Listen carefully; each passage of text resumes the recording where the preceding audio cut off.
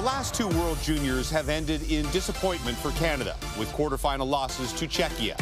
But a group of returning players, along with new faces, are determined to lead Canada to gold in Minnesota. Here's McKenna, loose in front. Good stuff.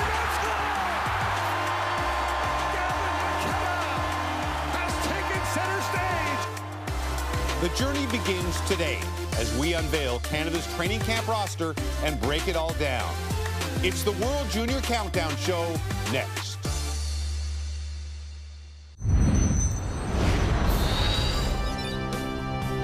Downtown Toronto, where just moments from now, Hockey Canada will unveil its 2026 World Junior roster. The young men who will wear the red and white, sometimes black, for Canada in Minnesota over these Christmas holidays. Good morning, Canada. Welcome to TSN's live coverage of the unveiling of the Team Canada roster. James Duthie alongside Craig Button, our Director of Scouting, and Frankie Corrado, who's going to be a big part of our World Junior coverage from here going forward. You saw Team Canada's brass getting ready. We're just a couple of minutes away from it. Hockey Canada is doing things a little bit differently this year. We're used to larger rosters in the 30-somethings and all those cuts that happen after camp. This time, basically, the names you hear today will be the team. Only a couple of cuts depending on how many players are made available by their NHL teams. We'll find out that over the next couple of weeks. Canada, of course, coming off those crushing losses we talked about off the top to Czechia in the quarterfinals. What are the lessons learned from that as far as putting your roster together? Well, the lessons is that you better play right to the end, because in both those quarterfinal losses, it was late in the game and some breaks for both teams in Czechia. One was a deflection, one was on a power play. So 2 years ago, James, in Sweden, I thought that it was a team that may have maxed out on their abilities, and they just missed out by that deflection of getting to a semifinal. Last year, I think the team just never came together. It just never seemed to gel. It seemed the problems that we saw at the outset never got worked out. And so I think what you learn is how do you get to a place in every area where you can be really symmetrical and really consistent, because that's what the tournament demands you do. It's funny that you talk about that, because having been to a World Junior camp before, that's the main messaging. It's the first thing that you hear on day one is we all come from different places. We're all going to play different roles, but we have to come together as quickly as possible. And you do it without some of your superstar talent. Like, the reality is there are some guys that are playing in the NHL, like Macklin Celebrini in the past, or perhaps Matthew Schaefer this year. Just, you're not going to get those players. Right. But the luxury of being Team Canada is you still have a lot of firepower, but you have to select that firepower. You can get so deeply entrenched in saying, I need role players, I need grinders. Well, sometimes you need to score goals, because when the games get tight, it favors those underdog teams. Do you think they'll do that? Because there was a lot of criticism that they didn't necessarily take the best players last year. Do you think that we'll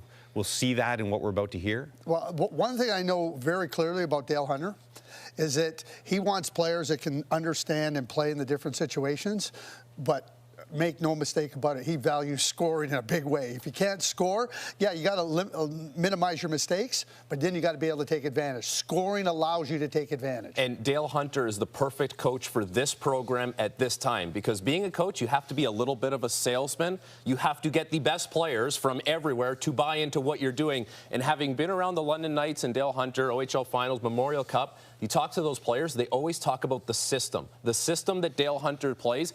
It's harder for junior guys to really buy into that, but Dale Hunter sells it so well, and he'll do that again with this group.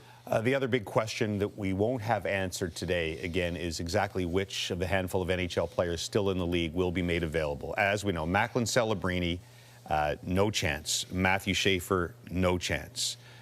Beckett Seneke, likely no chance that he's coming from Anaheim either. So that leaves Sam Dickinson in San Jose, Ben Kindle in Pittsburgh, Berkeley Catton, Michael Misa. Guys, we will find out, maybe get some answers today, but for the rest of them, won't get an answer for a while. We're about to find out who is going to be on Team Canada's roster. For now, let's send you downtown Toronto. Brandon Crow from Hockey Canada takes over. Thanks, James. I'd like to welcome James Duthie in the panel and those of you watching on TSN here today. At this time, I'd like to once again reintroduce the head table. For those of you that don't know, I'm Brandon Crow, Communications Coordinator with Canada's National Junior Team. To my left is the General Manager of Canada's National Junior Team, Alan Miller. To his left is Mark Hunter. He's the U20 Management Group Lead for the Program of Excellence, and to his left, Dale Hunter, the head coach of Canada's national junior team. At this time, I think it's safe to say we can unveil the secret that everyone has been waiting for, and we will officially announce our training camp roster presented by TELUS. This holiday season in Minnesota, Can you believe it? Team Canada looking to recapture gold. It's on the line, the save and it's established. Kent Johnson, a golden goal in Canada. Goal, get there. Golden goal in Halifax. Canada's won back-to-back World Junior gold medal. And this is the Canadian roster that will begin the journey to the 2026 World Junior Championship. The goaltenders from Thunder Bay, Ontario and the Owen Sound Attack, Carter George. From Mississauga, Ontario and the University of Michigan, Jack Ivankovic. And from North Vancouver, British Columbia and the Prince George Cougars, Joshua Ravensbergen. On defense, from Toronto, Ontario and the Barrie Colts, Kayshawn Aitchison. From Calgary, Alberta and the Pittsburgh Penguins, Harrison Brunick. From Cypress River, Manitoba and the Prince George Cougars, Carson Carls. From Madoc, Ontario and the Brantford Bulldogs, Ben Danford.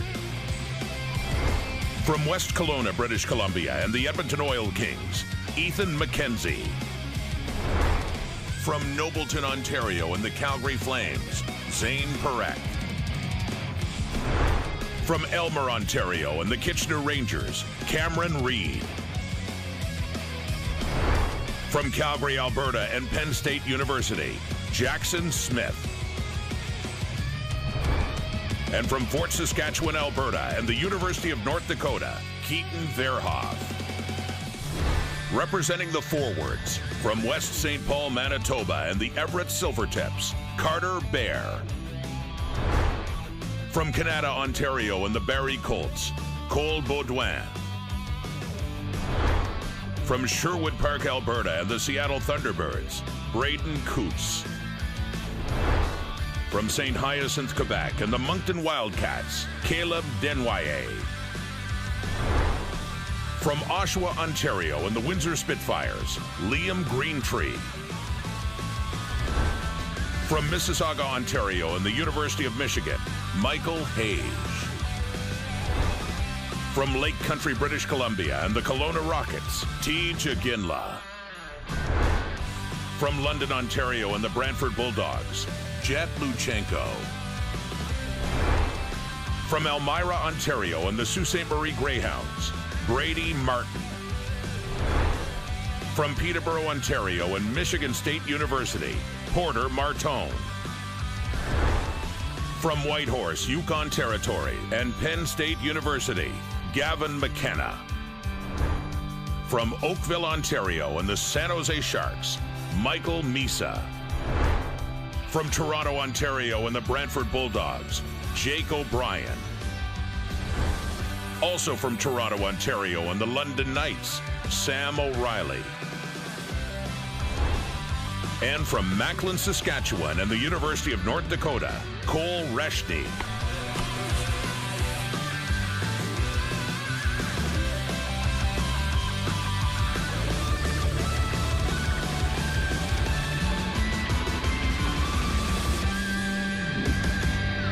This is the Canadian roster that will begin the journey to the 2026 World Junior Championship.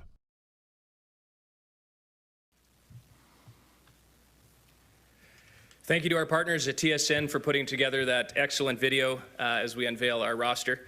At this time, I would like to introduce Mr. Alan Miller to provide an opening statement on behalf of Hockey Canada. Great, thanks, Kroll, and to everyone here, appreciate your attendance and thanks for being here. First off, just a shout out and a huge thank you to Mark and Dale Hunter for their work, their leadership and their commitment to our program and the national junior team. And that certainly leads into my next point. Mark and Dale, as owners, head coach, and manager, acknowledge our partnership with the Canadian Hockey League. And I want to thank the management and the owners in the CHL for their support of our national programs. It's not only players that come from the CHL, it's our staff, our coaches, athletic therapists, equipment managers, team doctors. The best people in the CHL work with us in our national teams, and we appreciate that partnership. And I'd like to acknowledge Dan McKenzie, the president of the CHL here today, and Brian Crawford, the commissioner of the Ontario Hockey League. Thanks for being here, gentlemen. As part of our partnership in the CHL, I'd like to recognize some people in our management group and CHL GM committees that play an integral role in player evaluations as we put national teams together. Obviously, Mark at the under-20 level, Yannick Lemay, the general manager of the Drummondville Voltigeurs, is our management group lead with our under-18 program, and Mike Johnson, the president and general manager of the Portland Wienerhawks, is our management group liaison with our under-17 program. We also have GM committees in our 3 leagues in the Quebec Maritime Junior Hockey League. Jim Hulton, the GM and head coach of Charlottetown, Cam Russell, the GM of Halifax, and Serge Beausoleil, the GM of Gatineau Olympique. In the OHL, our GM committee consisted of James Boyd. James will have to replace you on that committee as you've moved on and is now the vice president of hockey operations in the Ontario Hockey League. And I'd also like to acknowledge James as a 2-time World Junior Champion as part of our management group in 22 and 23. Dave Brown, the GM of the Erie Otters, and Dave Drinkle, the GM of the Saginaw Spirit, sit on our OHL GM committee. And in the Western Hockey League, Mike Frazier, the GM of the Everett Silvertips, Curtis Hunt, the GM of the Prince Albert Raiders, and Kurt Hill, the general manager of the Edmonton All Kings. To all those gentlemen, thanks for all your work and your support in evaluating players for our national teams. Today we unveiled a roster of 27 players, 3 goaltenders, 9 defensemen, and 15 forwards. I'd like to congratulate all 27 players on being named to our pre-competition roster for the national junior team. With 27 players in mind, as we go through our process in Niagara Falls at camp, we will have 3 players to release, 1 goaltender, 1 defenseman, and 1 forward as we go through our camp. I do want to acknowledge that there were very tough decisions, very good players not named, and on that note, we won't comment on any players that weren't named today, and we won't comment on any individuals currently playing in the NHL who remain eligible to play on our team. I'd also like to thank the Pittsburgh Penguins, the San Jose Sharks, and the Calgary Flames for loaning Harrison Bernicki, Michael Misa, and Zane Parikh to our team. We will continue to communicate with NHL teams right up to the 22nd to see the availability of any players, and that'll be a process that those teams will take right up till the 20th before they make a decision to loan any other players to our team. Few comments I just want to make on behalf of Mark and Byron Benor, our head scout, and input from our coaches in terms of our team build, our selection process, what we value, what's important, what we prioritize through the process. And again, I want to thank Mark and Byron for their work through a thorough process. Couple comments. First off, it's not an all-star team. We have to build what is really a true team. Part of that is understanding the level. The World Junior Championships is hard. It's hard to win. There is a type of player and a type of person that you need to help you win at this level. As a group, you need to have a vision and a mindset of what you need when it's the hardest, when you're playing those most important games. When it's tough, when you're going through adversity, you have to have a vision of what it looks like to play a top team in the quarterfinal, the semifinal, in a gold medal game, and what do you need to be successful. We build our team around skill, speed, smart and sense, and compete. We prioritize hard skill over soft skill. Players that are only good with time and space, play on the perimeter, don't compete, don't help you win. We want players that play hard, get on the inside, finish their checks, go to the net, get into the hard areas. There are players that produce points and have success offensively, but you can't trust them to help you win at this level. You also need different types of players. Size matters, special teams, details in the game, two-way, matchups, complete players, players you trust, those intangibles that are invaluable, face-offs, block shots. You have to have a balance between what you have and what you need in those final roster decisions. We talk about performance when it matters. When do players perform? Do they perform when it's hard, or do they perform when it's easy? Home and away, special teams, quality of opponent, game score. Those things have value to us as we make our final decisions. We trust the process. Under 17, under 18, a number of our players have history in our programs. What they do, their experience and their success with their club teams. It's a process that spans back 2-3 years, not only what recent performances look like in the past weeks or months.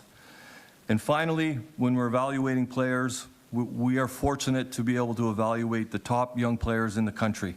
They're all good players. They can all skate. They all have skill. They all have talent. But what separates them from being here or not? What value do we put most in those final decisions? Character. We want players that put team first, role acceptance. They're coachable, humility. We want hockey sense. We want smart players. Players that lack hockey sense traditionally only hurt a team. And we want compete. Non-competitive players will never help you win.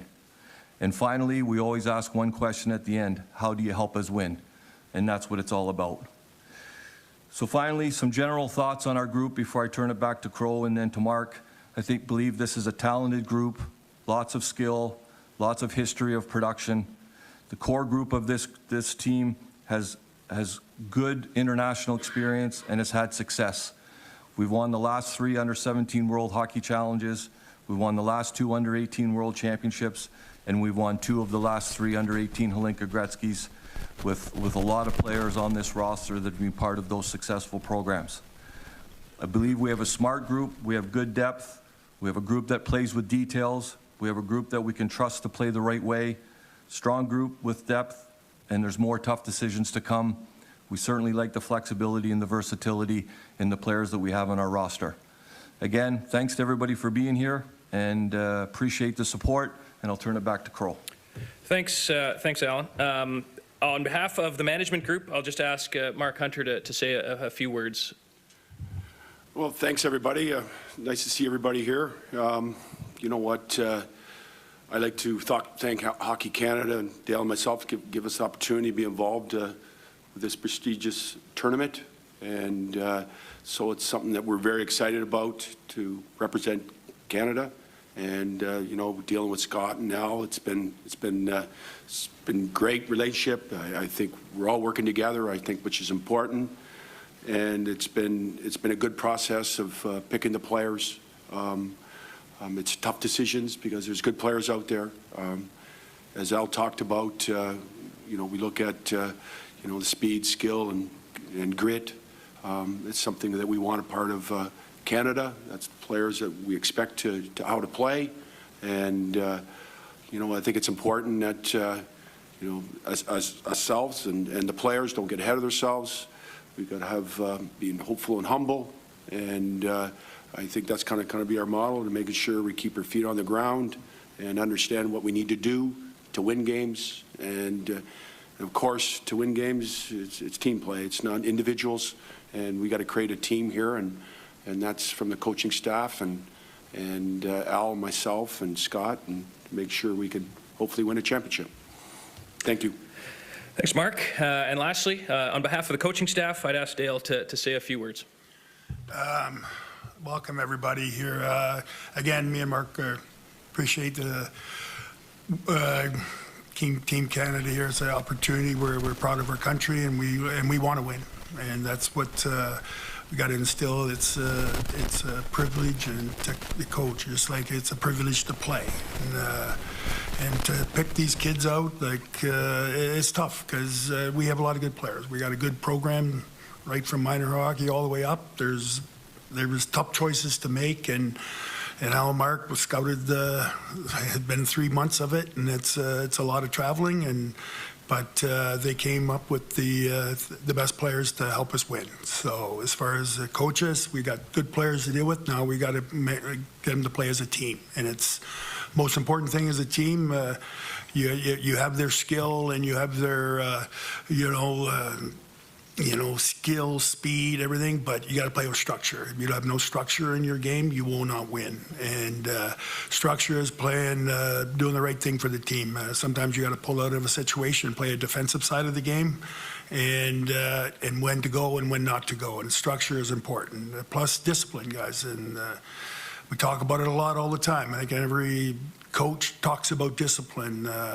And we have to be disciplined out there. There's rules, and you got to follow the rules. And the kids, we started right from the summer camp talking about rules. We got to we got to play with them. You got to play hard, but you got to play fair. And so we're looking forward to it. I'm looking forward to it. It's not like it's 40 kids coming in. It's right down to our team. So we go right into our first practice is doing 5-on-5, neutral zone, PP, PK. So it's so we can be more prepared to start on the 26th and 3 exhibition games. So coaching staff is looking forward to it, so we can get right into the basis of our team right away.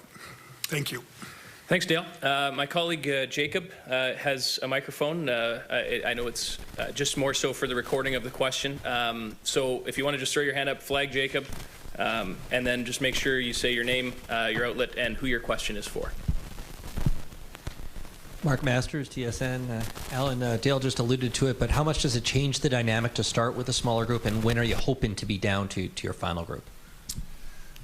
Well, we had a lot of discussions about the camp structure and how we were moving forward here, and the continuing thought was we wanted to prioritize preparation over more evaluations and more player selection. And within our new structure, with a full-time general manager and promoting Byron Bernard to head scout of the program of excellence, not only under 17, but to be involved in under 18 and under 20 as well, and then to have Mark involved. We just felt that we could do the work in advance, have a smaller group. It was our goal to name our roster leading into Niagara Falls, but just with some injuries, the number of players in the National Hockey League, there was a lot of moving parts. We decided to bring, and some guys are pushing, we decided to bring an extra goalie, an extra D, and an extra forward to get these players in front of Dale and the coaches, and at the end of the day, Dale can have a significant say in terms of who those final pieces are. But Mark, it was all about better preparation and more time for the coaches to get ready for the tournament. Ryan Kennedy with the Hockey News. A question for Mark. You've known Dale longer than anybody. Why do you think he is such an effective junior coach? I think his mannerisms, I think he understands where to push, how to push. There's no in-your-face, out-of-control coach. He's under control. I think it's underrated and it's not talked about enough. His bench, he puts guys in situations to be successful, which I think is very important. Of course, the last is, is demanding on the structure and making sure players play the right way, and the last one is play as a team.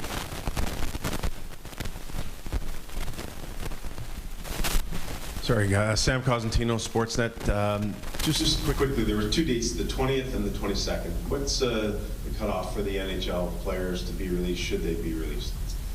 Sam, we're working with those NHL teams on to know by the 20th. Now, there's a little bit of flexibility, a day or two. Essentially, Sam, we're working towards having our team on the plane when we leave for Minneapolis the night of the 22nd. And sorry, I missed that answer, Mark, with your original question. So, questions? Anybody else?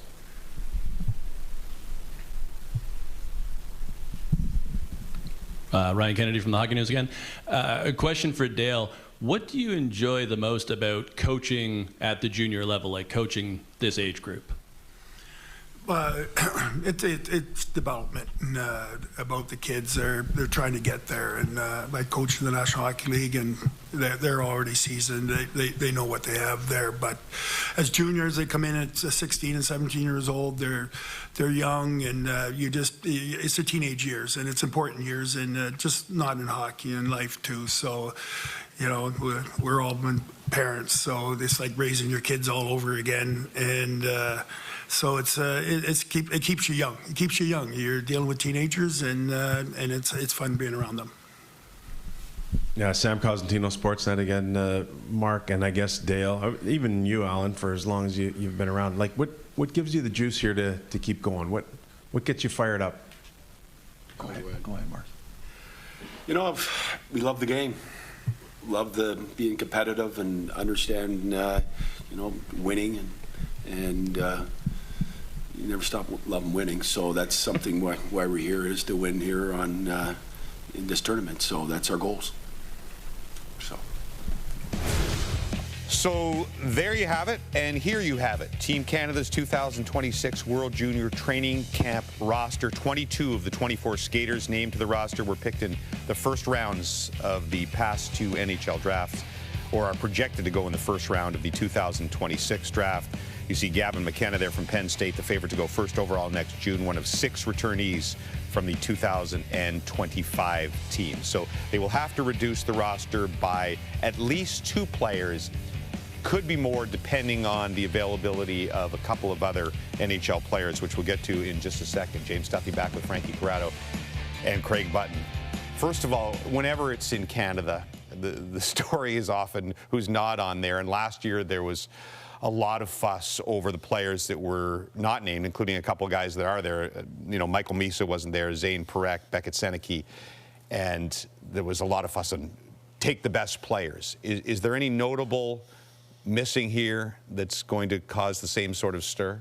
I don't think so, James. I mean, there's really good players available to Team Canada, and they know that, and especially up front. There's so many good players, and when we get that board back up again, so many centers. You're going to have some guys that have to play on the wings, but when you start to think about last year with Misa, who had dominated, Seneca, who had dominated, Perek, who had dominated, there's nobody like that. There's players that were under consideration, but there's nobody you're going to sit there and go, how could they not name that guy? How could they not name that guy?